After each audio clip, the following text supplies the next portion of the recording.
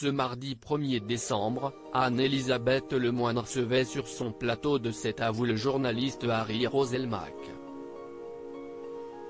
L'ancien présentateur du JT de TF1 est venu présenter son nouveau livre intitulé Nouvelles d'après 20h, aux éditions Auteurs du Monde.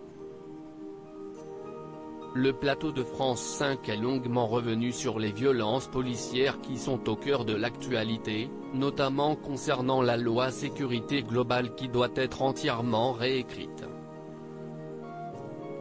Lui qui est journaliste depuis plusieurs décennies, Harry Roselmack a une vision bien particulière de la société qui est actuellement secouée par plusieurs bavures policières, dont l'agression de Michel Zeclé. Qui plus est, l'animateur connaît bien le milieu des forces de l'ordre, comme il l'a expliqué. Mon père était CRS.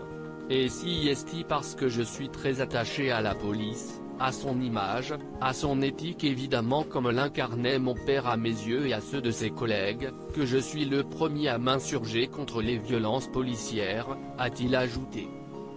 Trop de tolérance envers les forces de l'ordre très touchées par ce qu'il se passe en ce moment en France et engagé contre les discriminations raciales, Harry Roselmack a expliqué que selon lui, les violences policières ne sont pas des incidents isolés, car les témoignages sont récurrents, mais elles sont marginales.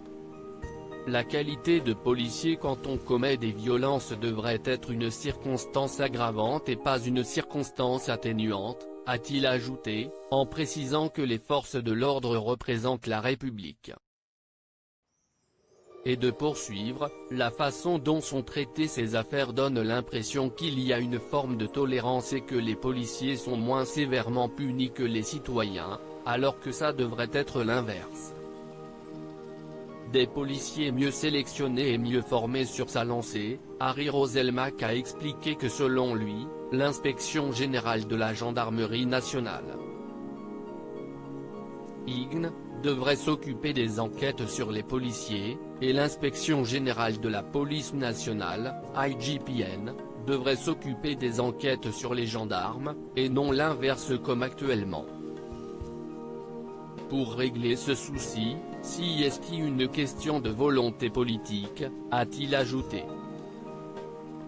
Ça ne me semble pas hyper compliqué de faire en sorte que les policiers soient mieux formés, mieux sélectionnés parce que je trouve qu'il n'est pas normal que quelqu'un qui présente un racisme assumé et qui a un biais de traitement différent en fonction du citoyen qu'il aura en face lui, fasse partie de la police, a lancé le journaliste de 47 ans, en concluant que les forces de l'ordre se doivent d'être exemplaires.